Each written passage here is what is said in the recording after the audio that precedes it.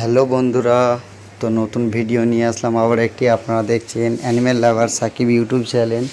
তো আজকের ভিডিওটা হচ্ছে যে আমরা বাদাম বাড়ি যে বাদাম চাষ করেছি তার গাছগুলো অনেক বড় হয়ে গেছে, কেটে কেটে ছাগলকে খাওয়ানো যায়। আপনারা অনেকেই হয়তো ছাগল পালন করেন, তো জানেন না। এটা দেখতেই পাচ্ছেন, এই যে বাদাম গাছগুলো কেটে কেটে নিয়ে আসে ডগগুলো, মানে বাদাম পরিপূর্ণ হয়ে গেছে, তারপরেও গাছগুলো যেগুলো ভালো রয়েছে তারই মধ্যে কেটে নিয়ে আসা হয়েছে। কেটে নিয়ে আসার পর এই ছাগলকে ঠিক এইভাবে খেতে দেওয়া হয়েছে। দেখতেই পাচ্ছেন যে কি পরিমাণে ছাগলগুলো খাচ্ছে বাদাম গাছগুলো।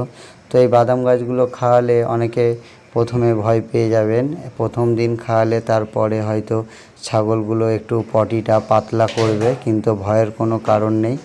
খেতে খেতে আস্তে আস্তে 2-1 দিন 3 দিন 4 দিন যেতে যেতে আবার সেই আগের মতোই ওদের পটিটা হবে এবং সুস্থই থাকবে, ভয়ের কোনো কারণ নেই। তো এই যে বাদাম গাছগুলো জুম করে দেখিয়ে দিলাম আপনাদেরকে, দেখতে পাচ্ছেন। তো এই বাদাম গাছ আপনারাও মাঠ থেকে কেটে নিয়ে এসে আপনাদের ছাগলকে খাওয়াতে পারেন। তো দেখতেই পাচ্ছেন এই ছাগলগুলো আমাদের, এই দুটো বিডার, ব্ল্যাক কালারটা বিডার আর এদিকে গলার কাছে লাল তোতাপুরি বিডার, আর এই দুটো ফিমেল মানে মেয়ে ছাগল। তো দেখতে আমাদের কিছু ব্ল্যাক বেঙ্গলও ছাগল আছে, যেগুলো আপনারা অনেকবার দেখেছেন।